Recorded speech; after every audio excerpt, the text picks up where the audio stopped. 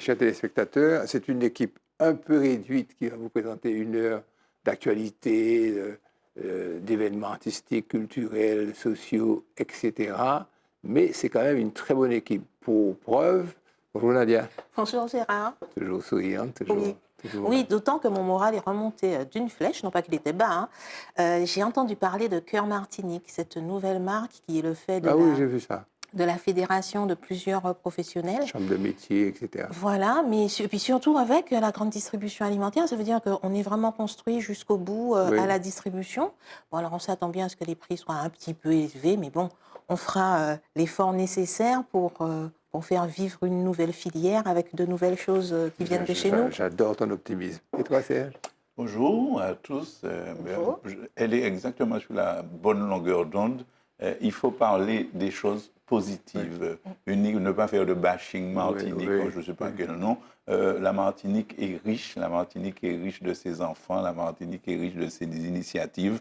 Eh bien, il faut qu'il y ait des gens qui en parlent, que les médias en parlent, les radios, les télés, les journaux. Et puis comme ça, les Martiniquais, peut-être un jour, seront fiers d'être des Martiniquais quand ils sauront qu'il y a beaucoup de choses positives qui se font. Oui. L'exemplarité, tout simplement. Eh bien oui, moi c'est le bac avec le résultat et avec, moi je pense que cette nouvelle promotion et puis les prix qui sont donnés, il y a le prix Alizé parce qu'on voit les excellences et le prix de la Légion d'honneur qui sera donné la semaine prochaine avec des jeunes, un garçon, une fille, mention très bien. Donc avec certains veulent être médecins, certains veulent être pilotes de ligne, d'autres veulent être dans les relations internationales. Donc on a vraiment une jeunesse talentueuse et que je salue, à qui je souhaite bonne chance.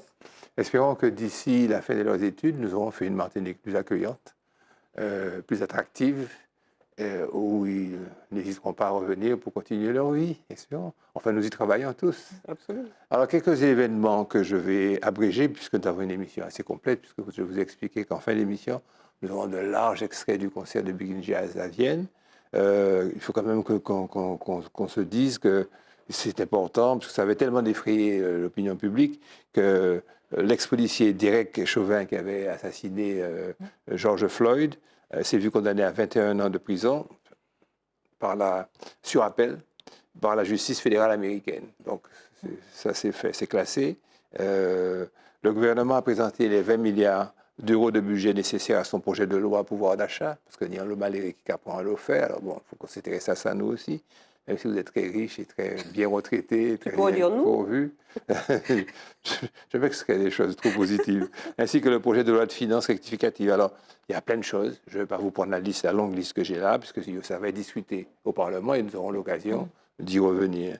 Une chose peut-être un peu plus intéressante, c'est dans sa déclaration de politique générale, Elisabeth Borne au Parlement, vous savez qu'elle a fait une déclaration, on va certainement revenir là-dessus. Elle a dit « Je veux aussi avoir un mot particulier pour nos compatriotes des Outre-mer ».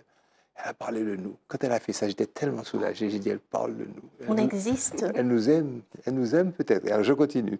Les Outre-mer sont une chance inestimable pour notre pays, pour la France. Nous sommes une chance.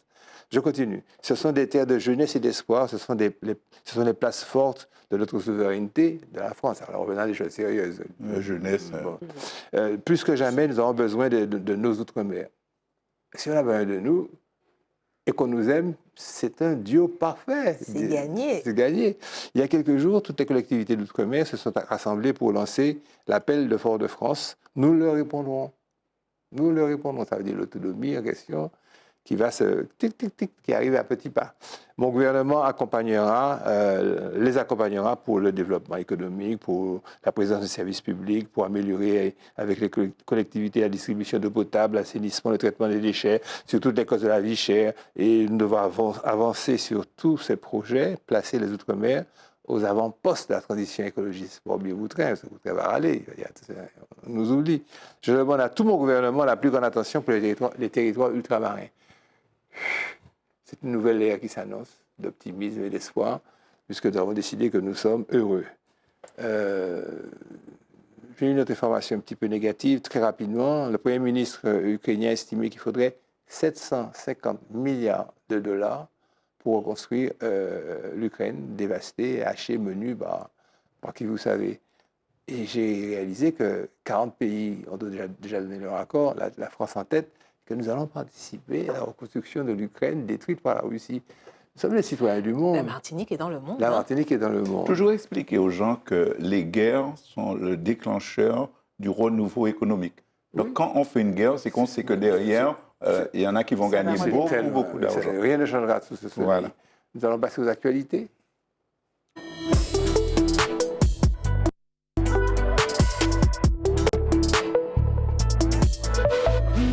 Nous allons balayer avec efficacité, avec un esprit synthétique, ces événements politiques de cette semaine. Tous, tout le monde est ici colle.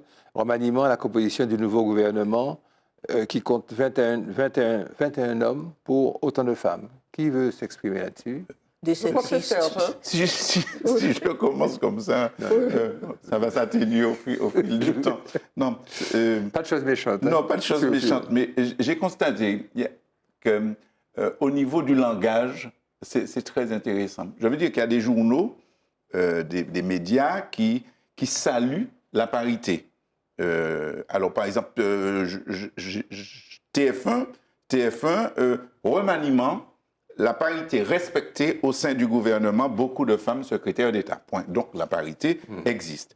Il y a d'autres journaux qui disent à peu près la même chose. Et puis, de l'autre côté, des sites ou des journaux comme le Nouvel Observateur, 21 femmes, dont 9 secrétaires d'État, un nouveau gouvernement, mais pas tout à fait égalitaire. Où Elle, le journal Elle, qui ne parle jamais de politique, etc., ben, elle dit régression, parité de façade, etc. Donc, ça veut dire quoi, parité? Est-ce que c'est le même nombre de femmes que d'hommes? Alors maintenant, s'il faut pour chaque poste analyser la compétence qu'il faut et puis le niveau qu'il faut avoir pour embrasser le poste, eh bien, ce sera compliqué de faire des gouvernements. On ne prendra pas une semaine, mais c'est 2 ou 3 mois, ce sera comme en Belgique, quoi. On va prendre un tas de temps. Donc, je ne sais vraiment pas si la question de la parité dans la fonction. Alors, un secrétaire d'État est moins qu'un ministre dans la hiérarchie, mais est-ce que la hiérarchie a une importance? Donc, je veux dire que pour moi, c'est encore un sujet de journaliste. On va donner la parole à Daniel, puis je vais intervenir. On va passer Oui, mais je vais t'expliquer. Je vais te répondre. Je vais te répondre. J'ai parlé avant. Je peux passer mon tour, il n'y a pas de problème. Non, il y a quand même qu'un ministre d'État n'a pas le même rôle, la même fonction, effectivement, le même grade hiérarchique qu'un ministre délégué, et ni non plus le secrétaire d'État. Et pourquoi? Parce que le ministre d'État, il participe à tous les conseils de ministres. Le ministre délégué, il a une fonction limitée à un dossier ou un secteur. Le secrétaire d'État, il participe pas, il ne vient au Conseil des ministres que lorsque... Son sujet. Et il faut quand même... Il y a la dynamique de groupe, il y a la dynamique du travail collectif. Il faut quand même remarquer que le secrétaire d'État qui ne vient que pour expliquer que les ronds-points de Martinique sont occupés, qu'est-ce qu'on fait, il ne peut pas avoir beaucoup d'influence sur le reste de la politique du gouvernement. Vous voyez grosso modo comment on peut analyser ça? Sauf que moi, je croyais qu'ils étaient là pour bosser, mais bon, à part ça. Oui, mais s'ils sont dans le paraître, moi... Ça, c'est Daniel qui va nous répondre, parce que je sais que ça l'intéresse. Pourquoi Elisabeth Borne ne s'est pas risquée à un vote de confiance? Oui, ben écoutez, moi je trouve ça tout à fait normal et toutes les formations politiques qui sont à l'Assemblée auraient fait la même chose. Vous n'avez pas la majorité absolue. Quelle confiance vous avez? Tous les autres vous ont dit qu'ils n'allaient pas voter le vote de confiance. Je ne vois pas pourquoi vous allez engager la confiance. Par contre, la NUP a dit qu'elle va présenter une motion de censure et il y a déjà 2 groupes qui ont dit qu'ils ne vont pas voter la motion de censure. Donc le gouvernement est assuré, d'une part, qu'il ne va pas demander la confiance parce qu'il n'y est pas obligé. Hein. Déjà, il y a déjà eu dans la Ve République, il y a eu 8 cas, à droite comme à gauche, où on n'a pas demandé la confiance. Donc, ils ne sont pas obligés. Et puis, ce n'est pas une obligation légale. Ce n'est pas une obligation, c'est ce que je dis. C'est pas obligé. C'est ce que ça veut dire. Je dis légal. Mais c'est ce que ça voulait dire. Mais tu as raison de préciser. Donc, ce n'est pas obligatoire. Il y a eu des antécédents. On lui a dit qu'on n'allait pas voter la confiance, elle ne la demande pas, parce qu'il faut continuer à travailler quand même. On ne va pas faire des élections permanentes dans des places à certains qui voudraient peut-être se replacer sur le devant de la scène. Est-ce qu'on peut dire... Et la majorité, et la motion de censure qui vient à l'Assemblée lundi ne passera pas. Ne passera pas. Est-ce qu'on peut dire, vous avez vu qu'on galope là, est-ce qu'on peut dire que c'est un gouvernement de centre, de gauche, de droite? Est-ce qu'on peut qualifier avec les critères idéologiques habituels? Non, ça n'a pas, à mon avis, ça n'a pas de... il me semble que non, d'autant que ce sera... ce sera par thème.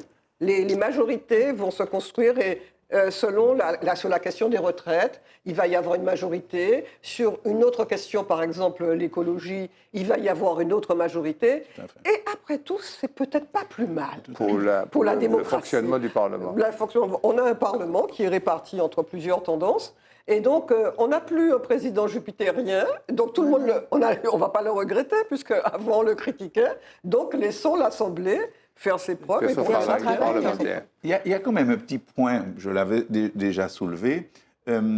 Pompidou avait mis un vote de confiance et il avait été désavoué, alors que c'était le général de Gaulle qui était président de la République. L'Assemblée a voté contre Pompidou. De Gaulle a dit très bien, je vous ai bien entendu. Il a dissous l'Assemblée nationale. Et on a fait les élections et ils avaient plus que la majorité. C'était même indécent. Oui, mais on n'est pas dans ce contexte-là. Non, mais on y viendra peut-être, puisqu'il aura le droit de dissoudre l'Assemblée nationale au moins une fois. Le rattachement des Outre-mer au ministère de l'Intérieur est un recul évident, dénonce l'ancien ministre des Outre-mer, Victorin Lurel. Qui est-ce qui veut Mon petit camarade. Là encore, je t'écoute. Je me suis toujours demandé à quoi sert le ministère de l'Outre-mer. Voilà, je commence mal. Je m'explique. Par exemple, le rapport de la Cour des comptes que Maître Darlene Carter m'a donné à étudier, qui fait plus de 119 pages, indique très clairement que ce ministère amène quelques moyens financiers à l'Outre-mer, mais pas l'essentiel. Je peux vous donner le chiffre, 2 679 945 290 euros. Pour l'Outre-mer. Pour l'Outre-mer. Et tout ce que l'État français dépense dans l'Outre-mer dépasse 17 milliards. Donc 2 milliards sur 17 milliards, restez là. Rien que l'éducation nationale, le ministère de l'Éducation nationale dépense quelque chose comme 6 milliards 200 millions en Outre-mer. Alors ça, c'est la première chose. Mais le rattachement La deuxième chose, je pose la question. Ouais. Pourquoi être mis à part si c'est pour être traité comme différemment? Je répète, si on vous met à part, c'est qu'on va vous traiter différemment. Donc, il est dit, par la seule existence du ministère de l'Outre-mer, qu'on est différent. Alors que tout le monde veut être assimilé pas tout à fait, avec une différenciation. Ouais. Donc, Mme Borne, et tu l'as dit tout à l'heure, elle dit, la vraie logique, c'est que l'Outre-mer soit différent. OK. Mais pas avec un ministère, mais que dans l'Outre-mer, vous acceptiez de faire une vraie autonomie, avec un vrai pouvoir, avec des vrais dirigeants, et peu importe qu'il y ait un secrétaire d'État, un ministre, un sous-secrétaire et tout, on supprime le ministère de l'Outre-mer. Et vous dirigez vous-même. Et vous dirigez, et puis vous la fermez. Sainte-Lucie, la Fondation pour le développement culturel célèbre... Personne ne... célèbre l'émancipation sous le thème Enkindling our consciousness. C'est joli, hein? Enchanter nos consciences. Pas tout illuminer, allumer. Oula. Ah oui, enchanter. Moi, Google m'a dit enchanter. Ouais, moi, Google, enfin bon, Google de toutes les façons, ça va être un combat de Google. Parlons de... Oui, alors déjà, c'est quoi? C'est l'association, en fait, l'association des États de la Caraïbe. Vous avez compris ça, oui. Mais allons encore prendre de la distance. L'association des États de la Caraïbe, l'AEC, qui a choisi le 1er août comme date de l'émancipation. Et donc, cette année, c'est vrai que Sainte-Lucie a mis pas le paquet, mais ils ont décidé vraiment de marquer le coup avec toute une série de manifestations, même si le lancement va se faire de façon en virtuel. Ils ont vraiment décomposé... Oui, le lancement tout juste, mais après, mais le reste c'est du réel, oui. Avec donc notamment un festival La Rose, des marches au tambour, et puis surtout, moi, ce que j'ai particulièrement apprécié sur cette édition, c'est le choix du héros de l'émancipation. C'est-à-dire, l'idée pour eux, c'est vraiment pour que les consciences, les Saint-Luciens, qu'ils soient conscients d'être des Saint-Luciens, avec tout ce que ça veut dire. Donc, on fait la paix avec nos origines. Oui, on est descendants d'esclaves, etc. On est sortis de ce joug colonial. Et nous sommes fiers de nous et de ce que nous bâtissons. C'est ça l'idée générale. Et par conséquent, c'est une déclinaison vraiment multiforme. Et c'est très intéressant le fait qu'ils fassent le lien dans différentes sortes de support, puisqu'il y a même aussi un festival culinaire. En termes de fusion, je pense qu'il n'y a rien de plus j'allais dire relevant, tu sais, la fille qui est sur son canal anglais.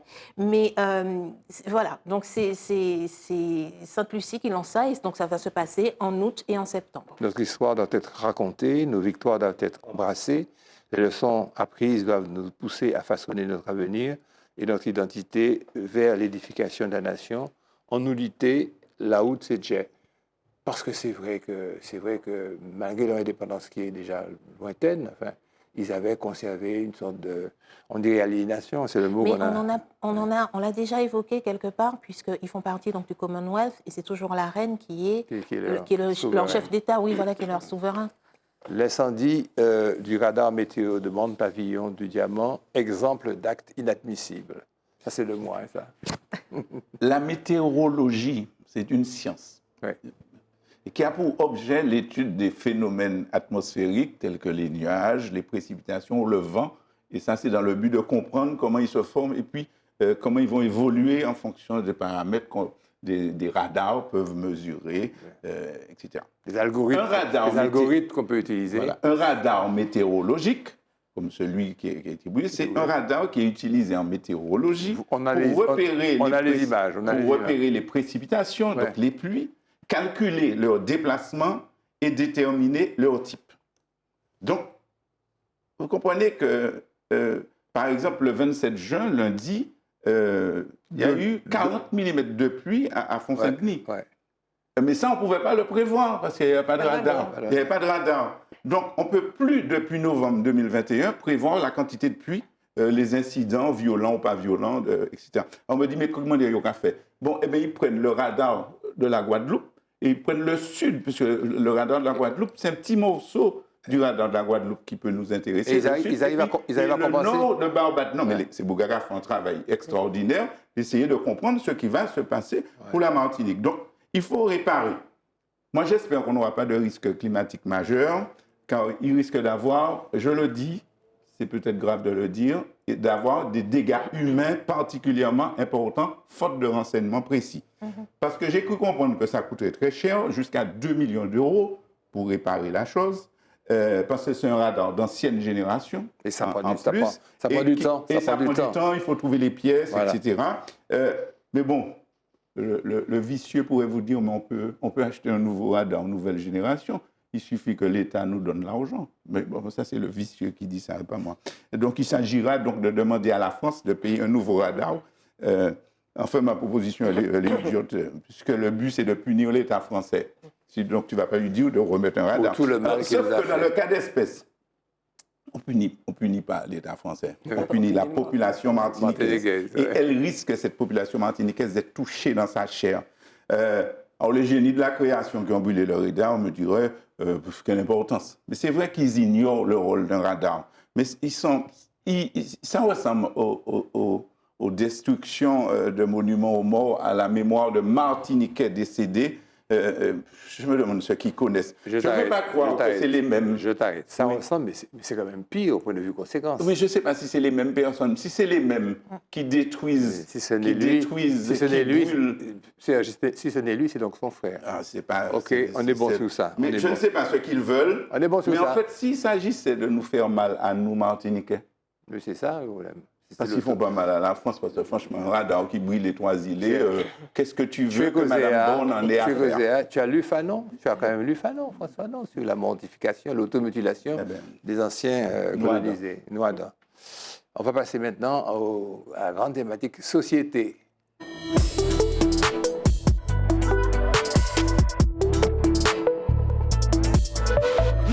Alors, Pape Ndiaye envoie une lettre au professeur et s'enferme dans les mêmes pièges intellectuels qui auraient abîmé l'éducation nationale. C'est la thèse qui est soutenue, mais ce n'est pas celle que tu dois suivre. Absolument.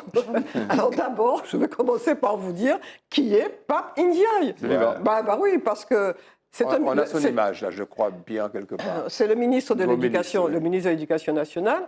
Alors il faut savoir qu'il est né en France, d'un père sénégalais et d'une mère française. Le père est parti très vite et laissant lui, Pape, et sa sœur Marie, qui va devenir, c'est une excellente romancière, prix Goncourt.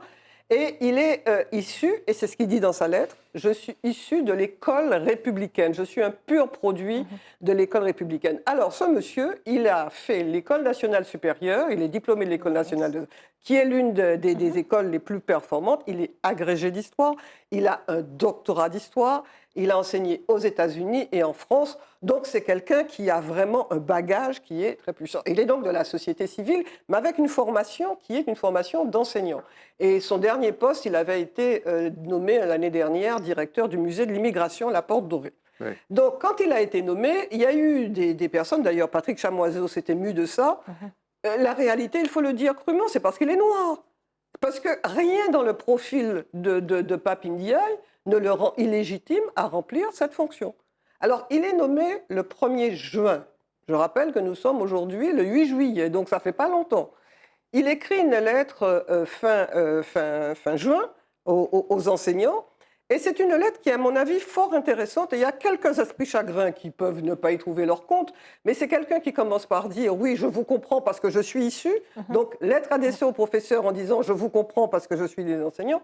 Et il donne des axes en disant que d'abord, il veut réduire les inégalités sociales dans l'école, parce qu'il dit que l'école de la République doit donner sa chance à tout le monde. Qui peut être contre ça? Attends. Oui. La question du débat est justement... Non, mais c'est dans sa lettre qu'il dit ça. Oui, entre les inégalités sociales et puis aussi... non, mais ça, c'est le premier axe. L'acquisition des savoirs fondamentaux. C'est le deuxième axe. Il le dit très clairement, c'est le deuxième axe. Acquisition des savoirs fondamentaux, c'est-à-dire français et mathématiques. Le troisième axe, c'est le bien-être des élèves. Ça veut dire qu'il vise, sans le dire, le harcèlement dont sont victimes les enfants à l'école et qui doit cesser parce que c'est une plaie. Ah oui. Ensuite, il cite la question écologique au niveau du bâti, au niveau de l'enseignement. Et en cinquièmement, la revalorisation de la situation des enseignants, mais en disant que c'est cet axe qui doit traverser tous les autres. Et effectivement, à l'heure actuelle, la problématique fondamentale, l'urgence pour l'éducation nationale, c'est le problème, c'est l'attractivité, parce qu'il y a 4000 postes qui ne sont Absolument. C'est-à-dire qu'il y a des postes qui ont été mis en concours et il n'y a pas eu assez de candidats. Et donc, à l'heure actuelle, ils font du job dating pour embaucher des contractuels pour que toutes les classes aient des enseignants. Traduction, job dating. C'est-à-dire que tu demandes, tu fais un appel pour que tu aies des candidats contractuels qui n'ont pas le statut de fonctionnaire pour venir travailler à l'éducation nationale. Et ce sont des gens... Je pense que mon jardinier peut... Non, ce sont des gens, attention, ce sont des gens, il y a un minimum de diplôme. Ah. Et il y a des gens qui n'ont pas été reçus au concours, mais qui peuvent devenir... contractuels de l'éducation. Et surtout, on découvre un phénomène qui se développe, à savoir qu'il y a des gens qui sont intéressés à être contractuels et ne pas rentrer dans la fonction publique. Et donc, pendant un certain temps, ils veulent bien travailler. Ils s'essaient eux-mêmes, quoi. Ils s'essaient. Non, mais c'est parce que les gens ne sont plus dans une carrière à vie. Ils se disent, pendant un certain nombre d'années, je vais être enseignant, et puis après, je vais faire autre chose. Donc, mon petit camarade veut dire quelque chose. Non, je voulais juste dire que peut-être que nos téléspectateurs ne se rendent pas compte. En France hexagonale, ça date de quelques années, quand j'étais principal de collège, le salaire d'un jeune enseignant était insignifiant. C'est-à-dire que quand, par exemple, Mélenchon demande qu'on passe le SMIC à 1 500 €, c'est au-dessus d'un jeune enseignant qui débute en France. C'est-à-dire que si on passe le SMIC à 1 500 €, il y a plein d'enseignants qui risquent de démissionner pour aller faire autre chose pour gagner au moins le SMIC. Donc quand il dit ça, dans la transversalité, il a absolument raison. Il faut revaloriser les salaires des enseignants. Et l'objectif, c'est 2 000 € minimum pour tout prof. Oui, 2 000 €. 2 000 €. C'est ça l'objectif. Je pense que le sujet est bien traité. Nous allons passer, si vous voulez, au grand thème de la culture.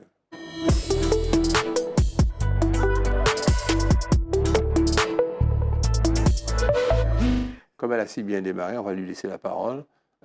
Daniel, la Maison des mondes africains. Alors oui, et donc c'est la Maison des mondes africains et des diasporas. Et des diasporas. Et des diasporas, c'est important.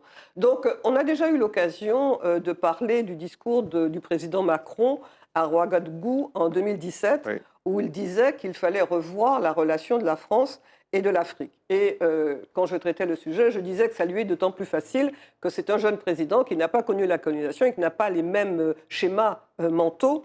Et donc, en 2017, quand il le dit, il y a une première mission qui est lancée, c'est pour la restitution des œuvres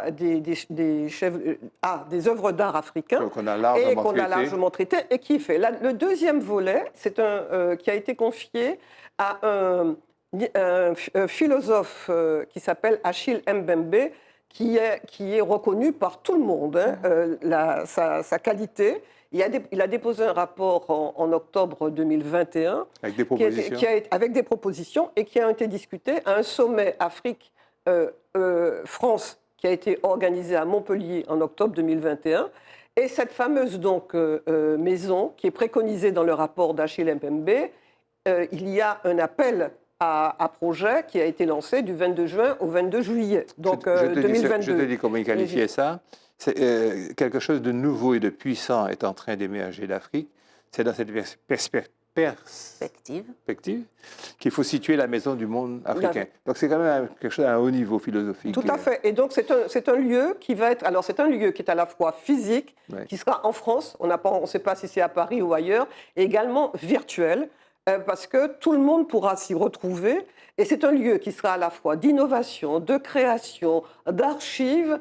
Et pourquoi les diasporas et pourquoi les diasporas? Parce qu'il est prévu que tous les pays qui ont été en contact de par leur histoire avec l'Afrique, et notamment par la colonisation, puissent y participer. Donc ce sera une occasion d'échanges non seulement intellectuels, mais également artistiques et commerciaux. Et donc, effectivement, je pense que c'est un domaine dans lequel on devra s'investir. 2 mots sur le festival culturel? Oui, alors le festival culturel, Nadia peut faire la même chose.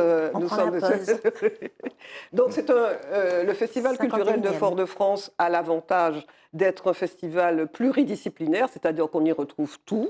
La cérémonie officielle a eu lieu hier avec cette photo extraordinaire du président de la collectivité, Serge Letchimy, de Claude Lise, de Didier Laguerre et de Renaud de Grandmaison. Le festival est dédié à Renaud de Grandmaison et le discours a été présenté par Claude Lise. Mais il faut signaler qu'il y a l'orchestre de Steel Pan qui est là la semaine prochaine. Et ça, c'est vraiment une merveille pour ceux qui peuvent. Et puis, il y aura l'Ukraine, il y aura le Cénacle, il y aura les enfants le 13 juillet. Donc, et la Jazz Night. Oui, mais bien sûr, la Jazz Night. Alors, un programme, il y a 5 groupes, ça commence à 19h, ça finit à 1h30 du matin. Même à 2h s'il faut et donc c'est vraiment... pour tout le monde. Nous allons longuement en reparler, mais avant, on va parler un peu de cinéma. Oui.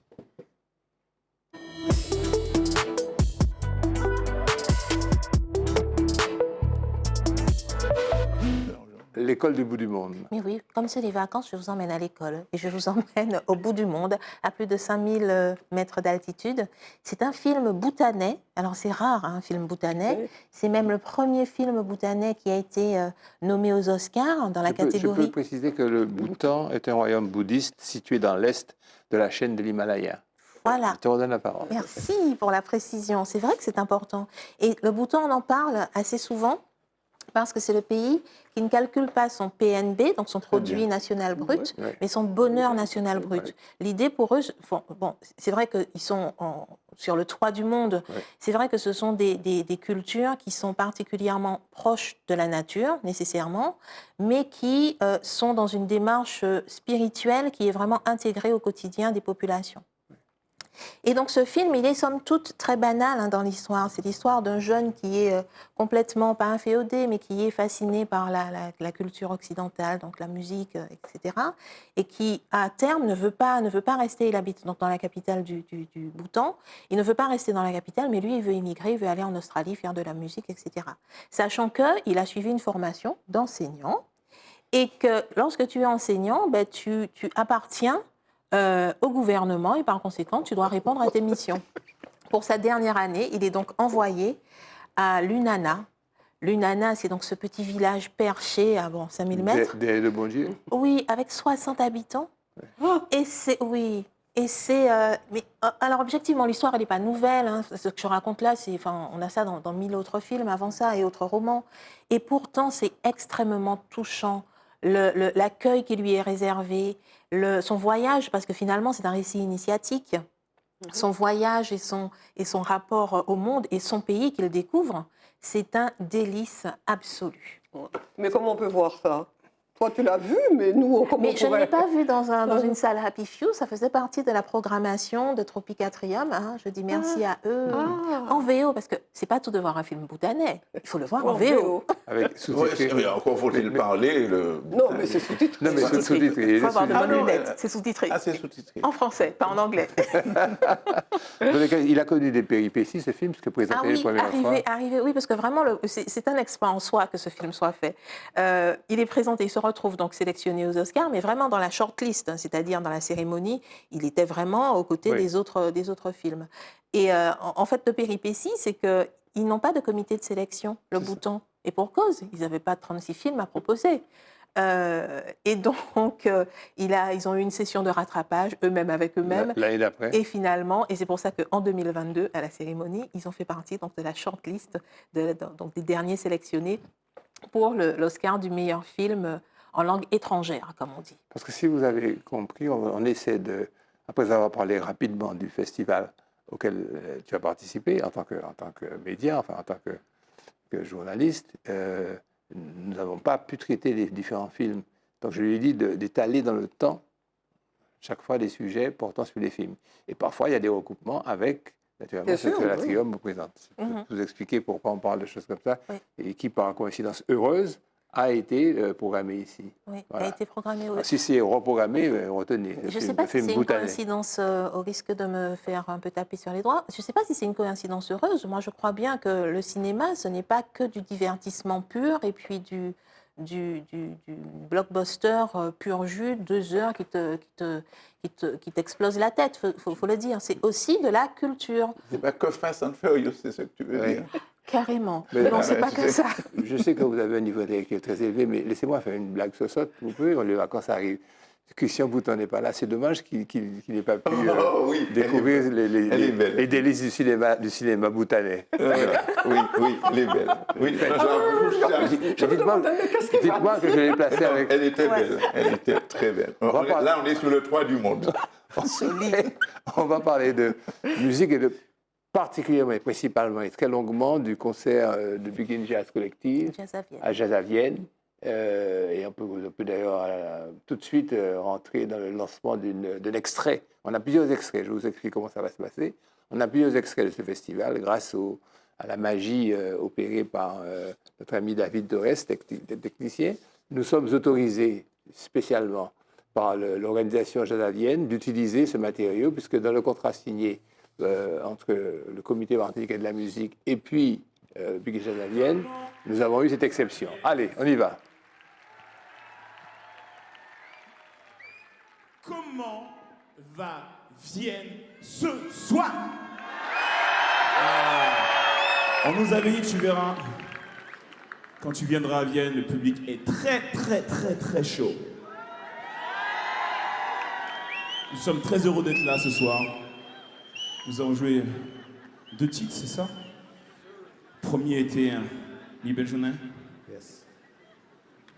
Deuxième, c'est pas Meg. Et pour le 3e titre, je vais laisser notre ami au piano Maher Bourrois présenter. N'est-ce pas vrai qu'il est beau, le roi? Maher Bourrois.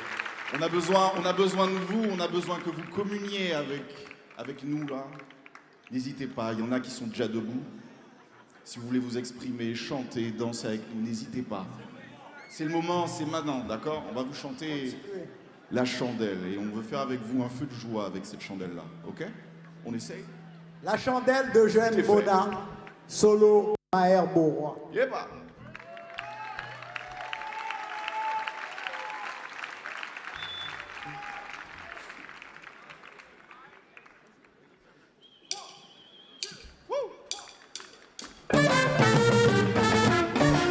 Chandelle Kalima, on tête la montagne l'enchère. Elles sont battées à penser, il te qui brille les Saint-Pierre.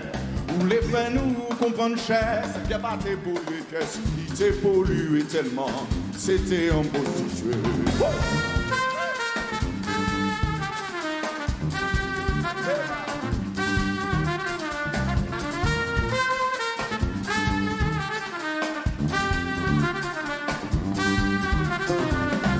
Chandelle, Calimère, en tête la montagne en chair. Personne battait qu'à penser, il était qui pris les Saint-Pierre.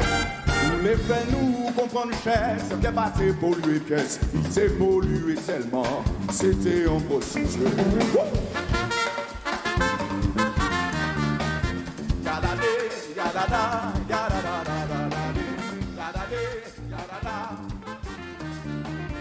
Les 8 musiciens entament leur version jazz de la Chandelle, chanson signée Eugène Mona, artiste considéré comme un pilier de la musique martiniquaise. D'un coup, la Martinique débarque dans l'Hexagone, dans la petite ville de Vienne, en Isère. Le public a attrapé la fièvre antillaise. C'est bien dit. Ouais, C'est joli. Sur Libération, ou Nouvelle Obs. On va continuer dans le même ballon. On a encore un extrait. Je pense que là, c'est des percussions, je crois bien. Et là, vous pouvez parler, vous pouvez vous exprimer. Moi, ce que je trouve intéressant, c'est que pendant longtemps, on a cru que le jazz était réservé à un milieu très élitiste, à une petite minorité de personnes.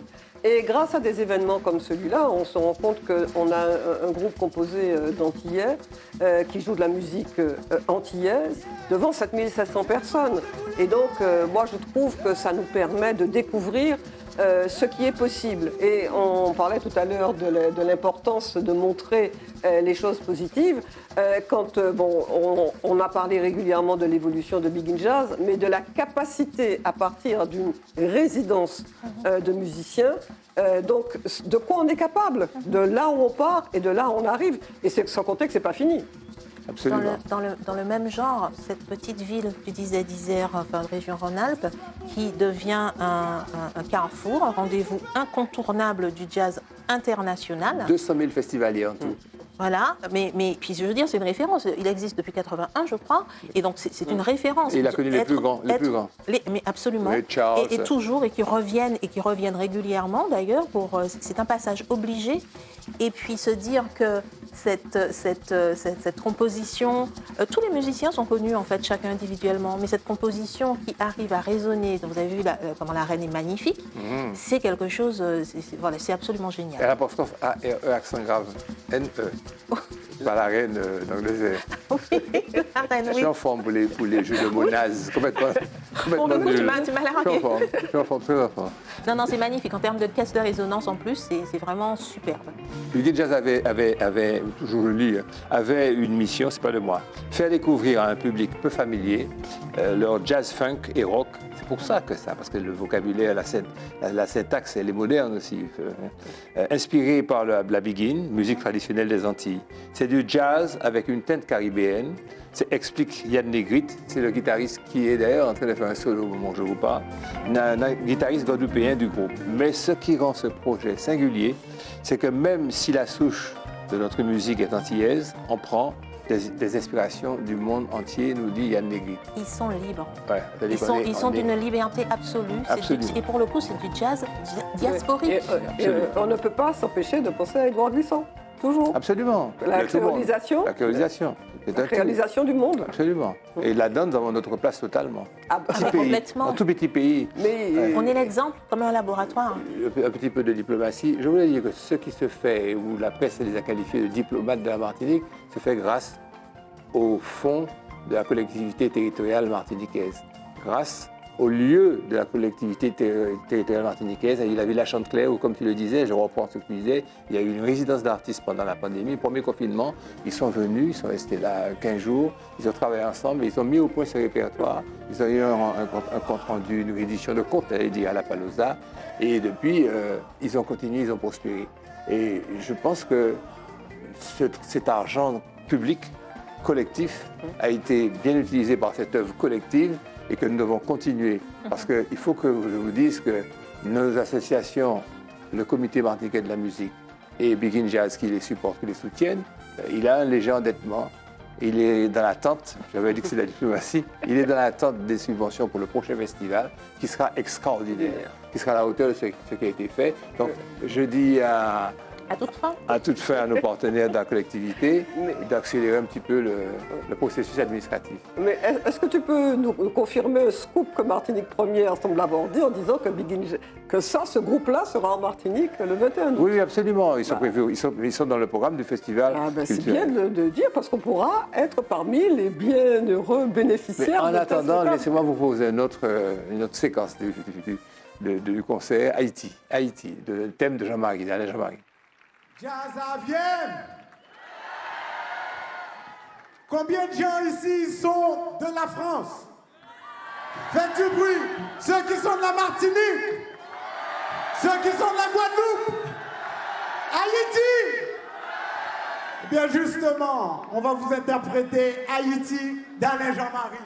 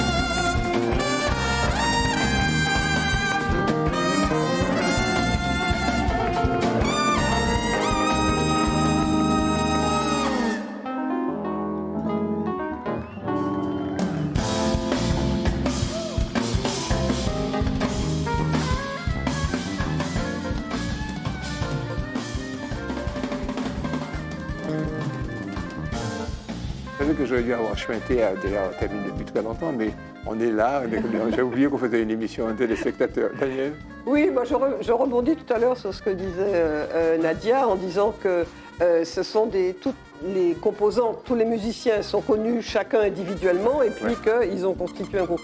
Et je trouve que ça permet de mettre l'accent sur un métier dont on ne parle pas beaucoup, qui est le métier de tourneur. Oui. Parce que imaginez, avec toutes des individualités qui ont leur programme, arriver à les réunir pour des dates précises pour pouvoir donner justement à un festival une prestation, c'est quelquefois un casse-tête et il faut vraiment un professionnel. On ne se rend pas compte toujours de tous les professionnels qui gravitent autour des musiciens ou des Et notamment la logistique. Avant de te passer la parole, tu l'auras, je voudrais te préciser, puisque tu voulais aborder la question du festival, que dans le programme du festival, je pense que c'est parce qu'il va s'étaler sur un certain temps, un laps de temps. Nous avons en septembre une manifestation qui s'appelle Betafé, qui sera là au regroupement, et la venue déjà ferme de, par exemple, le directeur du festival de Jazz à Vienne, des spécialistes des tours, des rencontres de professionnels, des spécialistes des métiers de la musique et des métiers de valorisation de la musique, avec des ateliers, avec des conférences, etc. Donc c'est prévu. C'est prévu et Thomas Boutan, qui est là-bas toujours, a mis ça au point. Donc les accords sont déjà passés pour qu'il y ait cet aspect organisationnel. De telle sorte que nous puissions montrer aux collectivités, parce qu'il n'y a pas que la collectivité territoriale, il y a aussi le Nord, le Sud, que c'est une niche professionnelle de métier, puisque ces jeunes ouvrent le chemin, il faut que les autres suivent. Et il faut que les choses soient structurées. Absolument. Et pour le coup, là, c'est une structure. Il faut des gens qui les prennent en main. Filières. Il faut des managers, il faut des professionnels. Et c'est cette étape que nous voulons. OK. On a une petite finale, je crois, avec des batteurs. Oui, je crois, des percussions.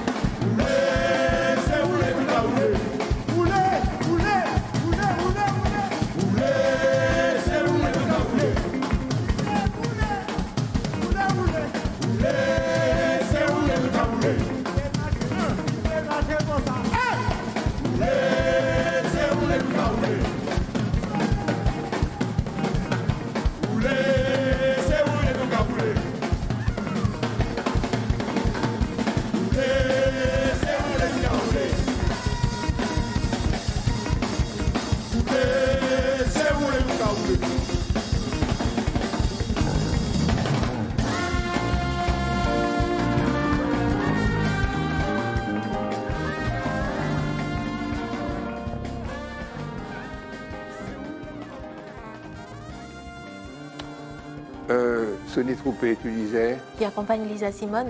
Ouais. Lisa Simone, donc la fille de Nina Simone, fille de je ne Nina voulais Simone. pas dire ça, mais enfin voilà, qui est aussi passée à Vienne pour des prestations, c'est là qu'elle s'est révélée d'ailleurs.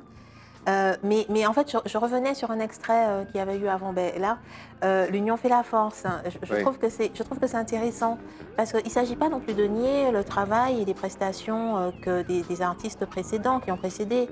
Ils ont parlé de Jean-Marie. Alain Jean-Marie. Merci. Alain Jean-Marie et puis d'autres, Claude Sommier. Enfin, on a vraiment des artistes internationaux, mais c'est vrai que c'était toujours des personnes qui étaient seules, qui étaient comme un étendard. Et là, c'est vraiment magnifique de voir ce flambeau qui est repris de façon dynamique par une jeunesse et qui est vraiment unie. C'est pas important de savoir qui est de Guadeloupe, de Martinique ou d'Haïti ou d'ailleurs. C'est vraiment ce fameux jazz C'est diasporique la qui s'exprime. Caraïbe. Et puis c'est la Caraïbe, Comme Kassav. Voilà, en son temps, voilà. Et là, c'est parti, à la conquête du monde. Serge. Non, l'essentiel, c'est que les Martiniquais, éventuellement les Guadeloupéens, le sachent. Pour l'instant, ils ne savent pas. Pas encore, mais Ils ne c'est en savent cours. pas. On vit un phénomène. En France, il y a plein de gens qui le savent. Et en Martinique, je ne veux même pas penser au pourcentage de gens qui connaissent l'existence de Begin Jazz Collective. Mais grâce à Zitata, parce qu'on en parle régulièrement, et il y a de plus en plus de personnes qui regardent Zitata, donc il y a de plus en plus de personnes qui Positif. connaissent. On process. À partir du moment où Jazz Magazine a donné des lauriers qu'il fallait à notre action, je dis notre parce que je ne vais pas cacher que j'en fais partie, Christian, à partir du moment où le Nouvel Obs, Libération en parlait, nécessairement, nous serons adoubés. Alors comme c'est jazz, alors les gens sont un petit peu méfiants, mais ils vont se rendre compte. Vous avez vu le thème qu'on a à l'instant programmé avec nos amis de la technique. Vous entendez ça? Vous voyez ce déboulé haïtien.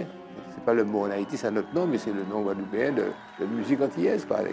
Et qu'on fait, avec quand même une teinte, avec vraiment un parfum jazzistique. Donc on fait l'Occident, on fait l'Europe découvrir la racine même de nos cultures, de notre culture antillaise. C'est extraordinaire, n'est-ce pas? Il faut amplifier. Il n'y a pas que Zitata, il faudra trouver d'autres Mais moyens. c'est bien sûr. Il faudra trouver d'autres moyens. C'est en cours. Ouais. Bien sûr. C'est ce que nous faisons. Si vous voyez ça, je suis content, mais En je tous les vois cas, pas. en tous les cas, je te rassure, Christian avait envoyé, j'ai envoyé aussi, il a dû recevoir Jocelyne Béroir a dû recevoir 10 expéditions de ce festival.